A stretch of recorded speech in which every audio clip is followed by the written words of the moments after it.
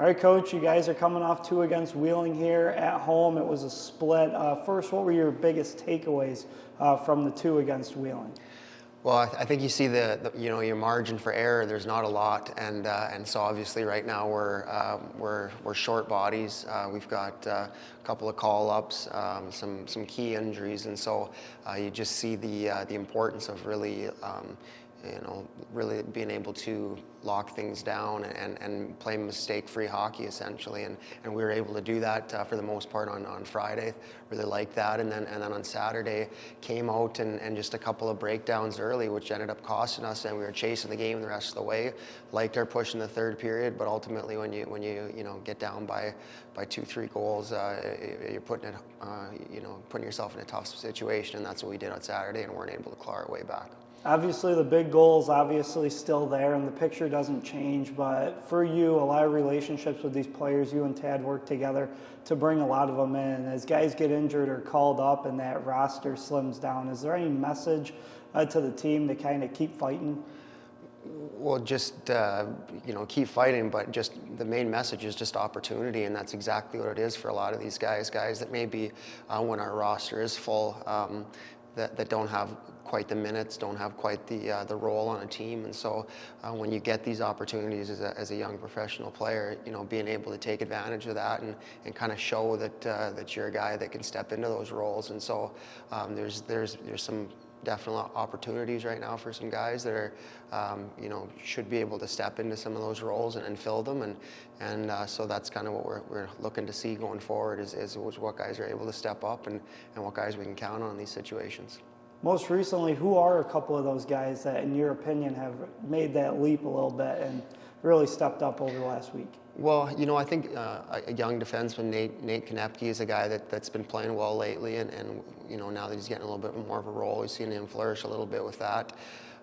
Keegan Howdeshell this past weekend, obviously getting a couple of big goals and important moments for us, and Keegan's a guy that we need to be able to step up in these kind of moments, and so that was huge to see that from him, and Hugo Waugh is another one who may be a little bit slower of a start to the season, but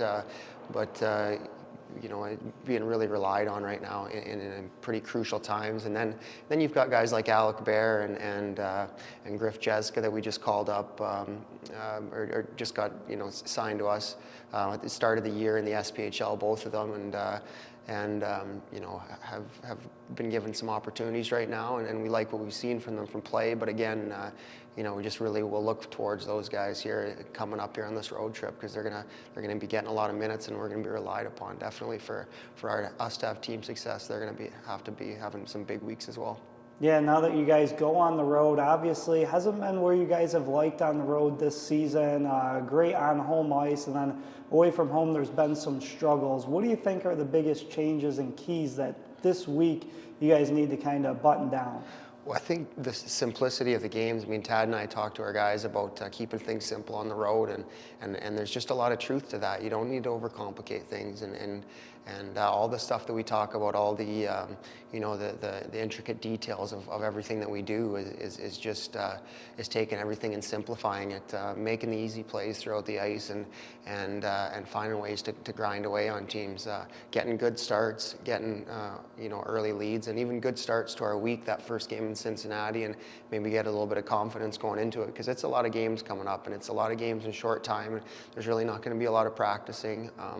It's just going to be playing games and resetting for the next one, and so if things are going good, it can be just the best place to be on the road, and so hopefully that's what we can get off to a good start here on Wednesday in Cincy.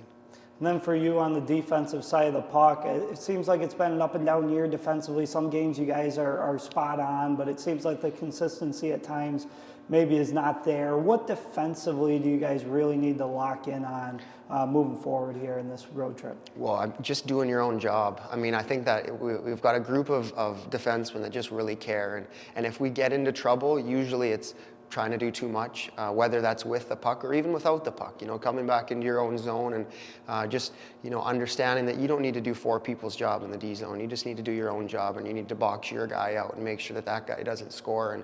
And if everybody can just kind of really start to trust a little bit more in one another, and then we can kind of play a little bit into the identity of our makeup of our D-core, which is it's a physical D-core, and so we want to be a tougher D-core to play against, and you see that we take some strides that way, and we have some good moments and good games, and it just seems that when all of a sudden we get one or two against us, then guys start trying to do too much, and that's just not a recipe for success. We need to simplify and everybody do their own job, and then we'll be all right.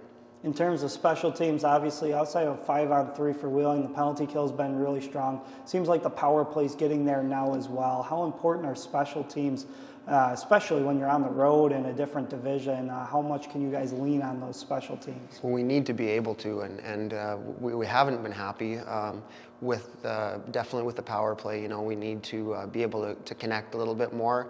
Our messaging has just been that we need to get more aggressive and taking some more shots to the net and getting pucks to the net. And you watch a lot of the best power plays in the NHL, and as good as they are and as skilled as they are, there's usually a short window of time where they'll get that puck to the net, and then they get it again, they reset, and they get it back to the net again. And so with our guys, that's kind of been our focus, is we got to get more pucks to the net, and then our entries is another thing that we've been working on. We got to make sure that we are able to get into the zone with possession. And so those two areas, and then like you said, penalty kill's been solid.